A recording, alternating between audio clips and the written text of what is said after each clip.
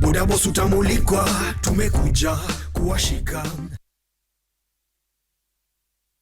Want to become a medic? Train at Jordan College of Technology, School of Medical and Health Sciences for courses like mortuary science, orthopedic, perioperative theatre, caregiver, dental technology, biomedical engineering, nutrition, healthcare support, community health, science lab, ophthalmic and more. We boast of modern, well-equipped skills labs and have partnered with key hospitals for clinical rotations and attachments. March intake is ongoing. Visit us at Jordan Towers, Thika Town. Jordan College of Technology, the best technical and medical institution in Kenya.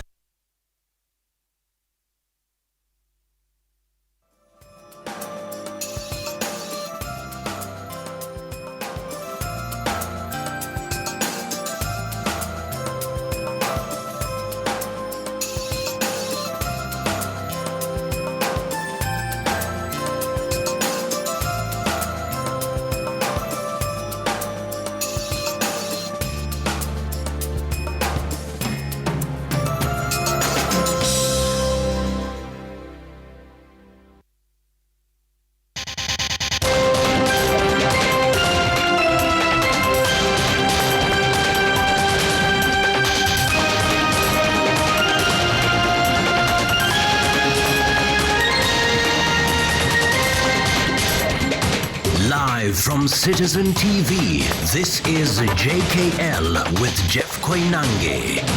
And you know, if it's Wednesday, it's all about those three letters on the keyboard that follow each other. JKL.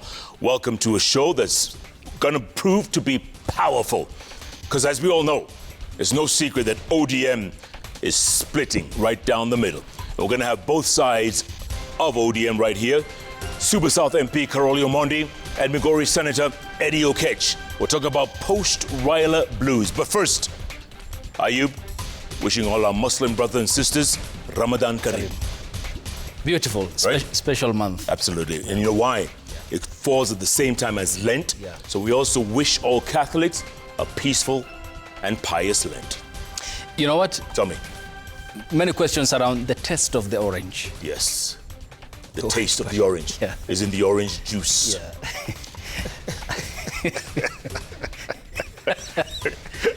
I tell you, this is going to be a good show. Yeah, and these two gentlemen chair two very crucial committees. Eddie Okech is the chairperson of the Transport and Housing Committee. Right. Karoli Omondi chairs the influential Constitutional Implementation and Oversight Committee. Oh, that's a long name. Of the National Assembly. That's a long name. Tafupisha. We have a great show for you tonight. Start tweeting at Koinange Jeff. At Ayub Abdikadir. At Citizen TV Kenya, the hashtag JKLive. JKLive begins right now. Tonight. They are saying any amendments that will arise from the public participation will be included. They are not anticipating a scenario where the people of Nairobi say, we are rejecting the entire thing. To say, e-garbage, I want it to be cleaned. Is that a unique challenge? Stop the Nairobi deal. Two petitioners move to court to challenge Ruto-Sakaja deal. As Senator Sifuna and MP Babu Owino slam agreement as a breach of law. Tutaongeza pesa ya kujenga barabara za Nairobi. We have come together between the national government and the county government in the interest of the people of Nairobi. For the good of Nairobi, President Ruto and Governor Sakaja embark on a city tour to popularize the cooperation deal.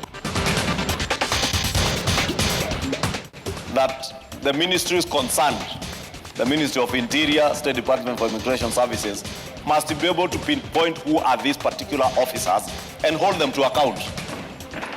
MPs call for arrest of officials involved in recruiting Kenyans to fight in Russia, as intelligence report reveals over 1,000 Kenyans are in the war front.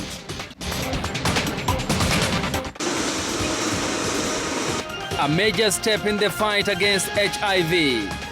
The first batch of the long-acting HIV prevention injectable arrives in the country, marking a significant milestone in Kenya's public health response.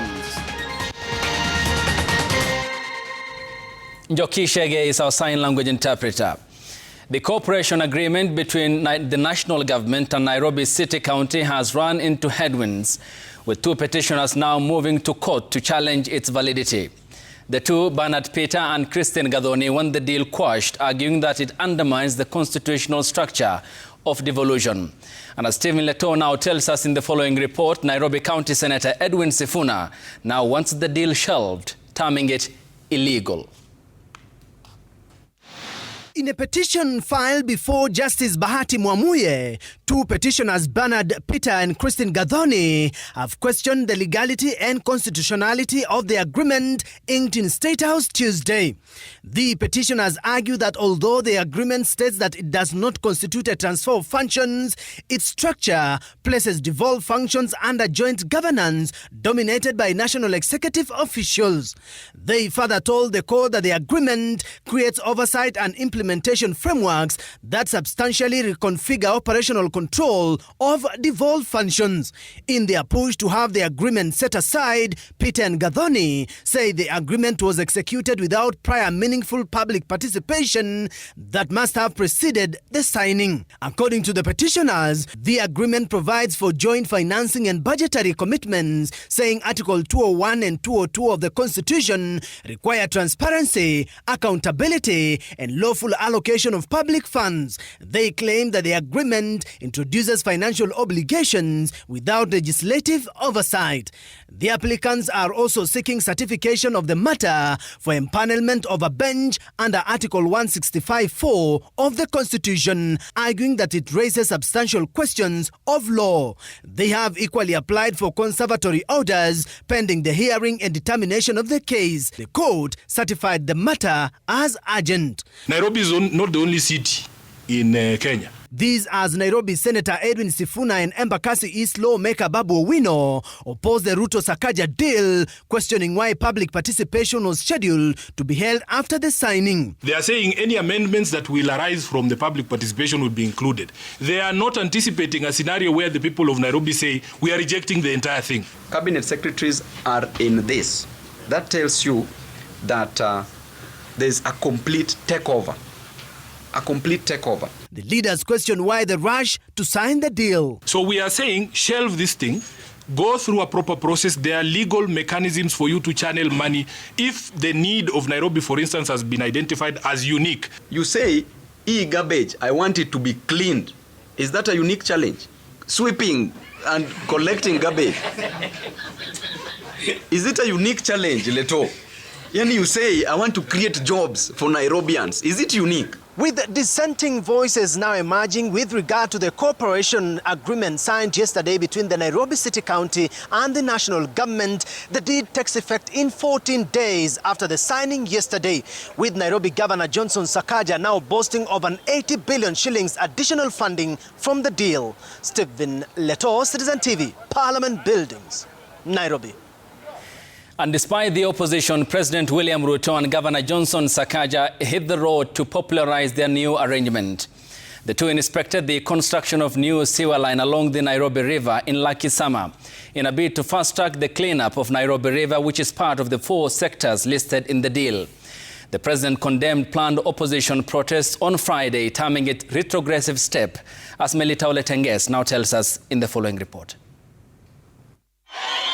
A day after announcing a joint working framework, President Ruto and Governor Sakaja toured the Lakisama section of Nairobi River, where a major sewer line is under construction. The project is aimed at stopping raw sewage from flowing into the Nairobi River. Hii sewer itajengwa pande zote za mto wa Nairobi. Na kwa kujenga hii sewer, watu wa Nairobi hakuna mtu atadhulumiwa wakati tunafanya hii kazi. Mahali tunahitaji ardhi, tutaketi chini na wananchi wa hapa. We have come together between the national government and the county government in the interest of the people of Nairobi. Umoja ni nguvu, utengano ni udhaifu. Tuendelee ama tusiendelee?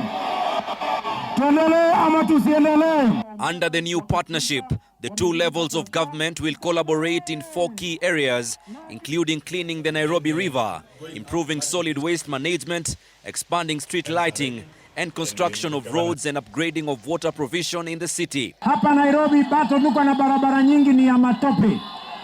Na ndio nimeweka pesa bilioni 8 ya kujenga barabara za Nairobi na nimeongeza bilioni 3 na ndugu zetu MCS tupangane na wao. The president also criticized opposition leaders' planned protests on Friday, terming the move as retrogressive and disruptive to development.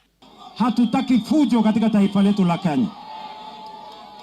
Sisi tunaendelea na kazi, sisi tunaendelea na biashara zetu.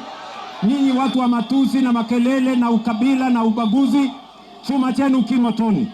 Na wale wanajaribu kuvuruga ODM Nairobi, tuambie warudi nyumbani.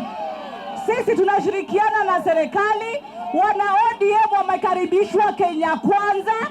President Ruto further stated that the Nairobi River Cleanup Project will create 45,000 jobs for young people. He added that the construction of 44 new footbridges across the river will begin next month to improve connectivity. Melita Olitinges, Citizen TV. Interior National Administration CS Kipchumba Murkomen has warned that rising cases of political incitement pose a serious threat to public order. Speaking in Nakuru County, CS Murkomen disclosed that police officers had not been briefed about the Sunday Kitengela meeting led by Nairobi County Senator Edwin Sifuna, leaving them unprepared. As Marian Nyambura now reports, United Green Movement Party leader and former Chief Justice David Maraga has condemned what he described as excessive use of force by police during political rallies. Interior and National Administration CS Kipchumba Murkomen has weighed in on the disruption of a political rally in Kitengela 4 days ago, where Nairobi Senator Edwin Sifuna-led Linda Mwananchi tour was disrupted as police lobbed tear gas canisters and live bullets. Speaking in Naivasha, where he held a meeting with security teams from Nakuru County, Murkomen alleged that goons were ferried from Machakos and Nairobi to cause chaos. It was important to report to the police officers in good time. That also was unfortunate that the report was not given to the police officers so they can provide security. People carrying goons from Nairobi, mobilizing them from Machakos to take them to a rally. Why didn't you go and address the people of that area? Why take it to Kitengela? Murkomen says the government is investigating the incident, adding that such incidents are part of a worrying trend of political incitement. Ambieni wale wanaomba kura, wale wanashindana na wengine, wale ambao wanapanga njama kutafuta magengi na kupiganisha watu, that we will not allow, this government of President William Ruto will not allow, I will not allow as his cabinet secretary, and the Inspector General is not going to allow. Our police officers are under firm instructions to deal with people who are inciting violence against communities with finality. Na tunaomba bwana IG kangumu ufanye kazi yako, sisi tuko na wewe, so that without enforcing the law and order, preservation of public order, no development will take place. But even as Murkomen defended the government's position, former Chief Justice and party leader of the United Green Movement, David Maraga, criticized the government-led crackdown on opposition activities. Speaking in Embu, Maraga accused the state of using police to intimidate the opposition. That's total madness. You don't do that. Eh? So we condemn that very strongly, and we are telling Ruto, relax. Kenya is moving forward. If you are continuing to remain in the old days, Kenya is moving forward. Maraga cited the Kitengela rally, which he insisted had been peaceful before police allegedly lobbed tear gas at the crowd without justification. Marian Nyambura, Citizen TV. Jubilee Party Deputy Leader Dr. Fred Matiang'i has declared he will not accept any decision by the opposition coalition on its flag bearer unless the process is free, transparent and inclusive. This is after Matiang'i's State House bid in 2027 received a major boost after the Party of National Unity PNU formally resolved that it will not field a presidential candidate in the next presidential contest, instead throwing its weight behind him. Willie Lusige has that report.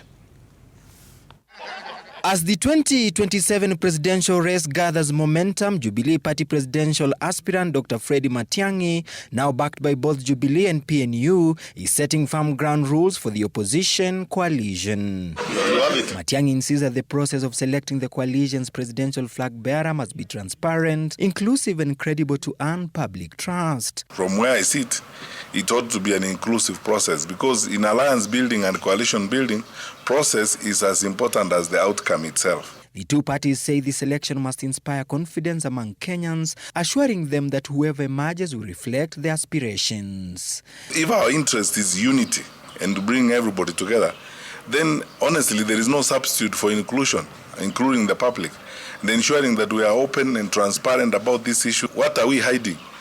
We are not looking for family leadership, we are looking for public leadership.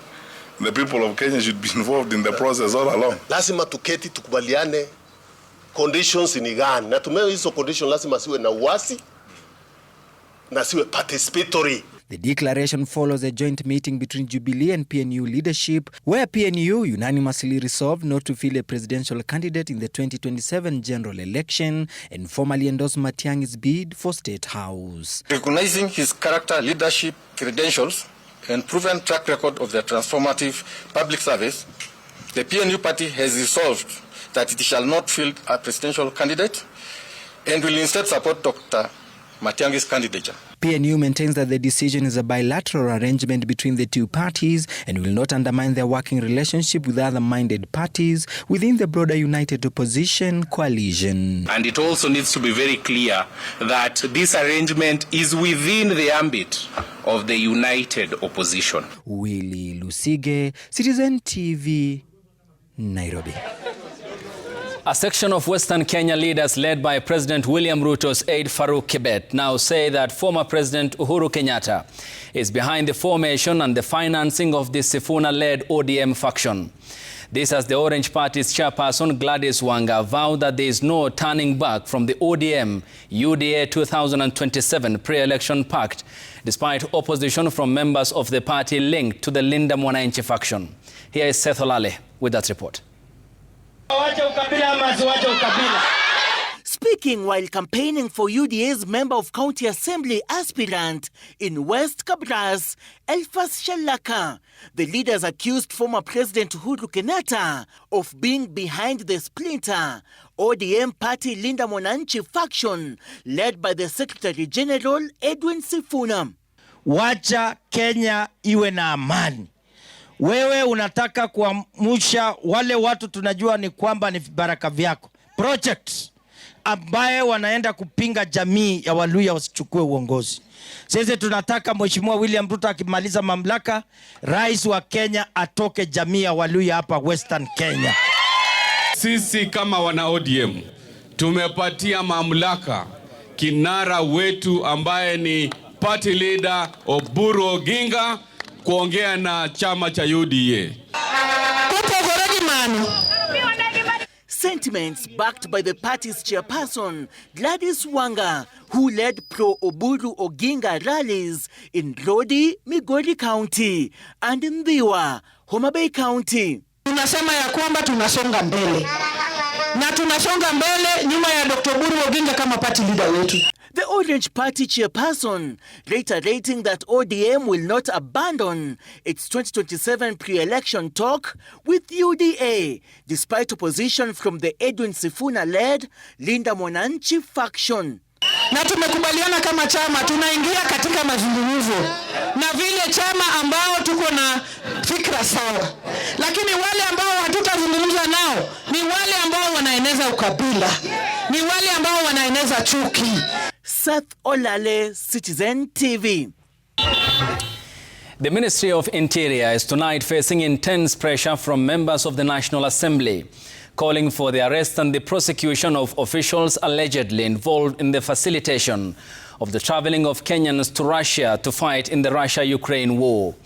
A report by the National Intelligence Service presented in Parliament also reveals that officials from the Immigration Department, the Directorate of Criminal Investigations and the National Employment Authority were key participants, ensuring that recruits were not intercepted at the Jomo Kenyatta International Airport.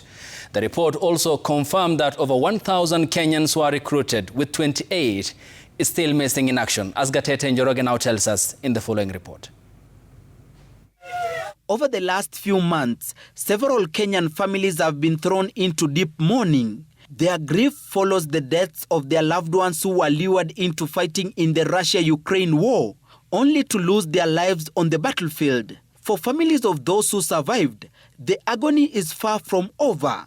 Many continue to make desperate appeals to the government, pleading for intervention and the safe return of their kin still trapped in the conflict. So far, they can confirm. Now, the government, which had previously only pledged to investigate the matter, has finally provided fresh details on the saga. A report by the National Intelligence Service reveals that more than 1,000 Kenyans were recruited to fight for Russia, lured by promises of lucrative pay and the prospect of future citizenship. The agencies have been enticing Kenyans, promising them lucrative terms of service, such as salaries of about 350,000 shillings per month and hefty bonuses between 900,000 shillings and 1.2 million Kenya shillings, as well as eventually being issued with Russian citizenship. Out of the more than 1,000 Kenyans recruited, the NIS report details that 28 are missing in action, 39 are hospitalized, 35 have been deployed to training camps, 89 are on the front line, 30 have been repatriated, 1 is in detention, and 1 has completed their contract. They were deployed to active war front areas. One Kenyan, Eric Korinko, was shot and unfortunately lost his life. Others remain injured or missing in Russia. The recruitment, now classified as an organized transnational trafficking syndicate, was allegedly facilitated by government officials, particularly at Jomo Kenyatta International Airport and Kenya's embassy in Russia. The agencies have been colluding with rogue airport staff from the Directorate of Immigration Services, the Directorate of Criminal Investigations, Anti-Narcotics Unit, and National Employment Authority to facilitate the recruits without interception at the Jomo Kenyatta International Airport. They have also been colluding with staff at the Russian embassy in Nairobi and the Kenyan embassy in Moscow. According to NIS, recruits were using JKIA as a transit point to Istanbul, Turkey, before joining the Russian military. Another route involved traveling via Abu Dhabi in the United Arab Emirates. Following intense intelligence operations, the traffickers reportedly changed tactics, now routing recruits through Uganda, DRC and South Africa, before flying them to Russia. The scandal has implicated 1 recruitment agency and 2 medical facilities, all of which have obtained court orders, halting investigations and possible prosecution. Global Face Human Resources Limited, a private recruitment agency located along Koinange Street in Nairobi, owned by one Festus Arasa Omwamba. The agency has actively conducted recruitment drives in Kenya targeting skilled and semi-skilled youth for foreign employment, as using the Kazi Maju initiative to present itself as a legitimate government-endorsed recruiter. Gatete Njoroge, Citizen TV, Nairobi. There is renewed hope for discordant couples following the arrival of the long-acting HIV prevention injectable lenacapavir in the country. The breakthrough drug, administered just once every 6 months, is hailed as a game-changer in the fight against HIV. Health experts say it could significantly ease the burden of daily pill taking and reduce treatment fatigue. While the injection is designed for anyone who is HIV negative but at risk of infection, it is expected to be particularly transformative for couples where one partner is living with the virus and the other is not. Here is Emily Chabet with that report. John and Josephine, not their real names, have been living as husband and wife for 3 years. The two met at their workplace. At the time, Josephine was already living with HIV. She made a decision to disclose her status to John, then her fiancé, and the two went for testing together. Niko kwa dawa for 7 years. Saa mimi nilishaanza kujikubali. Saa venye niliona usaki imebadilika nikasema hii ninaachwa leo. Saa wiki moja hakunipigia simu akaniuliza venye naendelea. But love won. John chose to stay. However, that decision meant a lifetime of medication. Josephine on daily antiretroviral therapy and John starting pre-exposure prophylaxis or PrEP. It has not been easy. The biggest challenge, stigma, especially in their village where picking up medication sometimes twice a month attracted unwanted attention. The challenge, that's why nilikuwa na suggest ya niende. Because ya kienda, unaona venye mama wanaendanga soko wanaenda na bag yao nini wanarudi. So ilikuwa more easier. So bado hata na prefer tu niende ange. Na umejua ukienda huko yenda anatakikana anapimwa kila after 3 months. Sa nilienda kumchukulia karibu mara kadhaa. This discordant couple says the arrival of long-acting HIV prevention injection lenacapavir could be a game changer. The couple admits they have some hesitation given it is a new medication. We have also gathered sufficient evidence about its efficacy, safety, and we are confident that Kenyans will be able to embrace this as one of the arsenal in the fight against HIV epidemic. Kenya has received its first batch of 21,000 doses.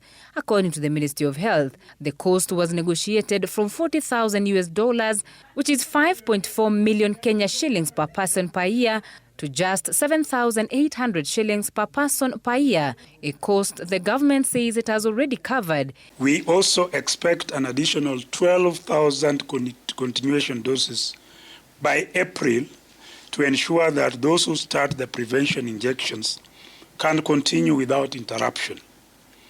In addition, the United States government, and that is why Brian is here, has committed to support Kenya with a further 25,000 doses. The drug will be rolled out in March, starting with 15 counties with the highest HIV burden. The arrival of long-acting injectable lenacapavir marks what health officials say is a turning point in HIV response in the country. Clinical trials have shown high effectiveness in containing HIV.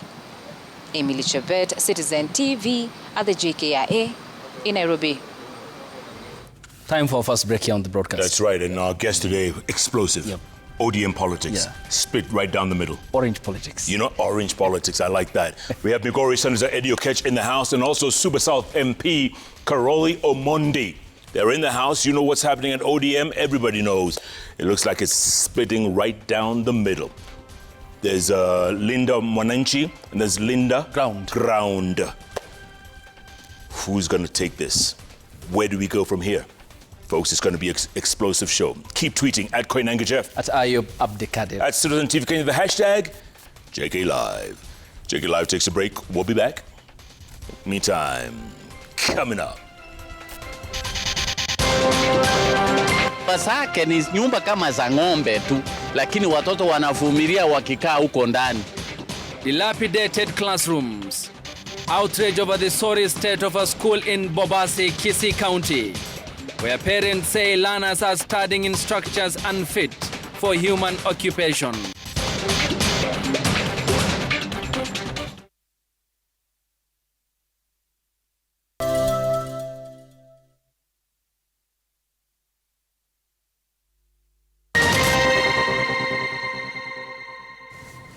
Thanks for staying with us. You're watching JKL. Catholics across the country on Wednesday observed Ash Wednesday as calls for fasting and acts of charity resonated at the start of the Lent season. The observance signals the beginning of the 40-day period of fasting, reflection and spiritual renewal for Catholics and many other Christians around the world.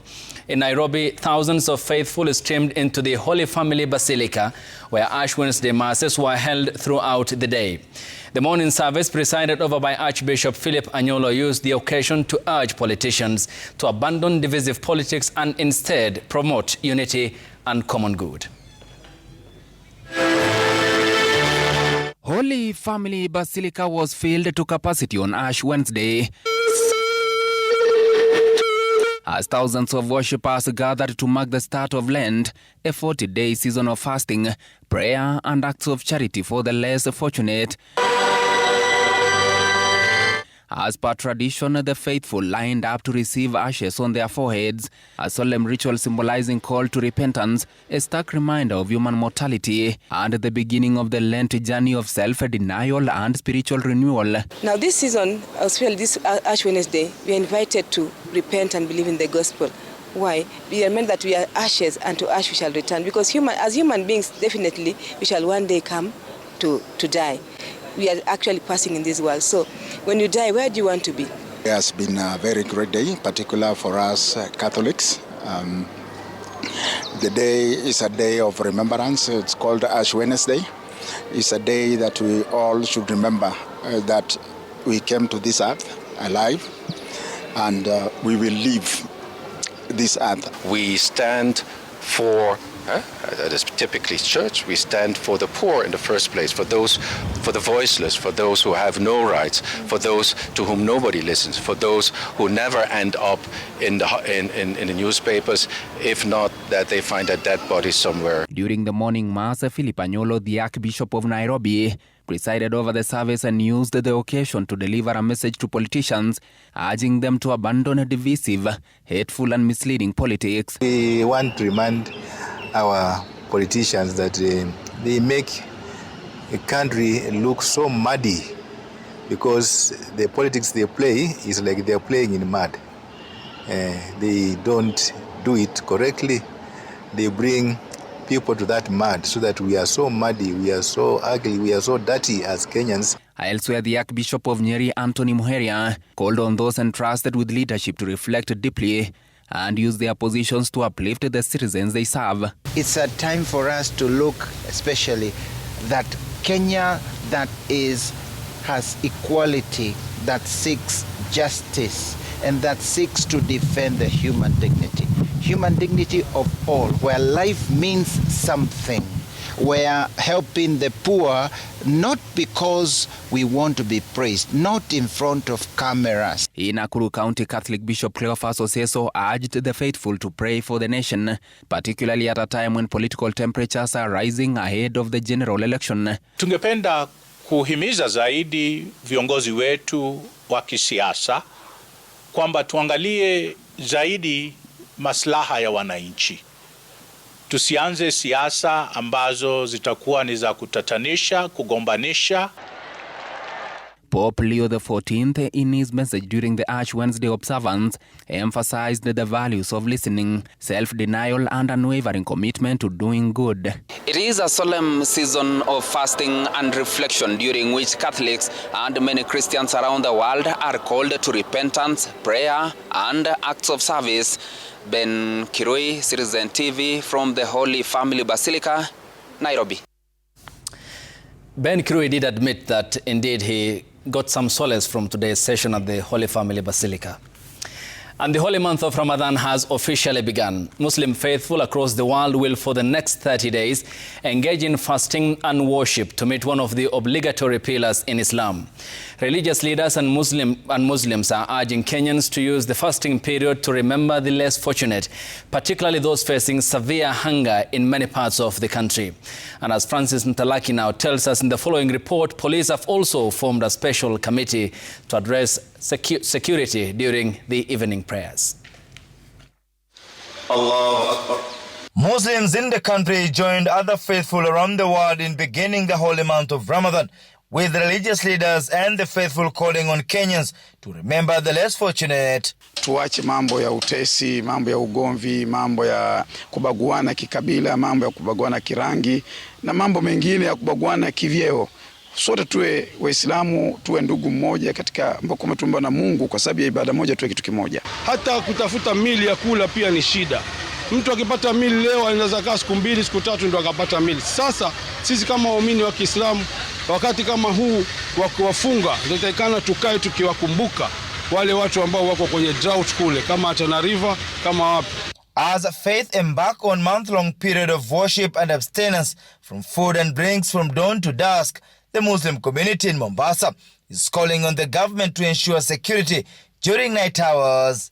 Muislamu inapoingia kuanzia saa 2 mpaka saa 4, saa 4 na nusu lazima kuna ibada zingine zinaendelea misikitini. Kwa hivyo ningependekeza pia katika serikali yetu pia ili iweze ituangalie swala la usalama, sababu pia kuna vijana, kunao wahalifu. Yote hayo tunaomba serikali iweze kusimama thabiti kabisa kuhakikisha kwamba tunakwenda kuswali tarawehe na tupate usalama. Police in Mombasa say a special committee has been formed and night operations are underway during this holy month. Na tumeweka operation order na tumeambia sub-county committees ya security wapange askari vizuri, pale wanataka reinforcement tuko nazo kuhakikisha kwamba mambo iko sawa. While some began fasting on Wednesday, more are expected to start on Thursday following an announcement by Acting Chief Kadhi Sukian Omar. In Mombasa, preparations are in top gear. At Marikiti, the area has started to change. Dates continue to be brought here. This vehicle is being offloaded, others displayed by traders here. At Mama Ngina grounds, business is also booming in the evening with different types of foodstuffs to break the fast. Francis Mtalaki, Citizen TV, Mombasa. Parents at the Nyacheki PAG in Kisii County are calling on the government to urgently repair failing infrastructure at the institution that is placing learners in danger. A spot check at the institution established that classes and other buildings at the school are in state of despair, with some nearly falling apart. The 16-year-old school has not seen such development, with many parents now left to cobble together structures for the benefit of their children. Brenda Wanga has that report. It's break time on a Wednesday morning at the Nyacheki PAG school, and these young ones are engaged in playful activities. The very pillar they swing from is perhaps one of the things holding this structure that also serves as a classroom upright. Wasake ni nyumba kama za ng'ombe tu, lakini watoto wanavumilia wakikaa huko ndani. Tumejaribu kuongea mahali serikali tusaidie CDF, wanasema wanakuja, lakini hatuwaoni. Hatujui kama sasa tutasaidika kabla nini siasa haijamalizika wakati huu wa kura. Si unaona vile wanacheza, hata shule yenyewe, darasa zenyewe sina upepo kali kikuja, sitaangusia watoto, wataangukiwa tupate maafa. Ni ile tu tunapata pesa kidogo ya kufanyia hii, hata fiti ndani watoto ni wengi, lakini ukosefu wa madarasa, hiyo ndio tunataka tusaidie. The state of things becomes even clearer and dire inside the classrooms. Basic wood, earth floors, and what barely passes for a blackboard. This is the environment in which these children learn. The most affected are those in ECD and lower primary. It is a daily struggle to quench their thirst for knowledge. Indeed, some of the classes also act as the store for the school's firewood supply. The school, sponsored by the PAG Church, has also erected this building that serves as the only library, but even this is barely adequate. The meager books here have been stored even on the rafters to avoid contamination by water. The school sits on swampy land. Lumu inakuwa kidogo sana. Hapa mahali tumewekelea hivi vitabu juu, chini ni maji tu inakaanga. Hata vile wakiangalia hivi wanaona kuna nyumba imepomoka sauli ya maji. Kwa hivyo hapa ni swampy place. Tunataka nyumba ijengwe juu. The teaching staff has not been spared the indignity. The school's staff room, or what passes for one, tells of the sorry state of affairs here. Teachers squeezed into a tiny and dimly lit room. The only learners who have it better are those in junior school. Their classes appear much better, having been constructed through the NGCDF. Parents want the government to step in and rescue their children from the physical dangers of learning under these circumstances. Brenda Wanga, Citizen TV. The High Court in Mombasa has sentenced former Likoni OCS Yunus Athman to life imprisonment after finding him guilty of killing 20-year-old Mbaraka Maitha in 2018. The sentence delivered on Friday by Justice Wendy Kagendo found that the officer, while in line of duty, failed to protect life and instead used unlawful force against a defenseless civilian. As Kamau Mwangi now reports, the family of the deceased is now seeking compensation. In a landmark ruling likely to set the tone for accountability among police officers found guilty of excessive use of force resulting in loss of life, the High Court of Kenya in Mombasa has sentenced former Likoni OCS Yunus Athman to life imprisonment. Athman was convicted of killing 20-year-old Mbaraka Maitha at his home in Mwenza Likoni in 2018. Alifariki kwa kupigwa risasi. Alipigwa risasi ndani ya nyumba. Ndani ya nyumba ikiwa yuanywa chai asubuhi. Kitu kama mida saa 2 saa 3 hivi. In her verdict, Wendy Kagendo of the Mombasa High Court found that Athman, who had gone to the deceased home to effect an arrest, failed in his sworn duty to protect life by using unlawful force against a defenseless civilian. She further observed that the abuse of his authority warranted a deterrent sentence. Miaka ilikuwa mingi. Twaenda tukirudi. Mara sikia hivi, paka likuwa tunkata tamaa kusema tu ile ukweli. And even though the slow wheels of justice have finally run their course after an 8-year wait, Mbaraka's family says it is still seeking compensation, citing ongoing psychological trauma following his killing. Tunataka fidia tu kwa serikali, kwa maana yule polisi ni serikali, ndo alikuja pale ndani kwenye hiyo kitendo. Kwa maana yeye aliingia ndani na alimuona, ilikuwa anayo haki ya kumshika, lakini ilikuwa si ampige amue. Their plea comes as Administration Police Constable Peter Wamiti Mwangi, the police officer charged with the murder of Karatina businessman George Gathu, was remanded at the Nyeri Maximum Prison for a further 75 days, awaiting further directions. This is after he pled not guilty to the charge when he appeared before Justice Kizito Magare. Once I hear that your client deserves to be on bail, I will do that. If I think that they don't deserve, then I will ask that they consume the government provisions until I finish. Wamiti is expected back in court on May 5. Kamau Mwangi, Citizen TV.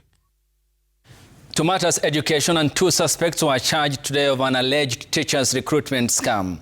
The two, Alan Amata, a businessman from Kakamega County, and Valerie Jerop, a teacher based in Mogotio, were mentioned as individuals by falsely promising them permanent teaching jobs to the Teachers Service Commission. They were released on a bond of 3 million Kenya shillings or an alternative cash bail of 1.5 million shillings. The court also ordered the suspects to surrender their travel paperwork and report to the DCI offices in Mogotio every Friday until the case is heard and determined. According to the Directorate of Criminal Investigations, 21 complainants have recorded statements in January and in February. In the meantime, they remain in custody. All right. This is the only way we can describe this party. Orange Democratic Movement. My 2 guests, first-timers on the bench. First-timers, Migori Senator Eddie Okech and Super South MP Karoli Omondi. Gentlemen, grab a half. That's sacrilege. Grab a half. That's sacrilegious. Grab a half. Grab a half. That's painful. That's painful. What do you see? Yeah? This is sacrilegious. Karoli, what do you see? He still has some juice. Looks like the juice is drying up. But anyway, here it is, in 1 half. It is what it is. Gentlemen, we're going to come back, talk about Orange Democratic Movement. One of the oldest parties in Kenya, 21 years old this year. Yep. And yet, look at that, split right down the middle. What are your thoughts? Keep those tweets coming at Kwenanga Jeff, at Citizen TV Kenya. The hashtag is JKLive. JKLive takes a break. These guys are shocks. We'll be back in a moment.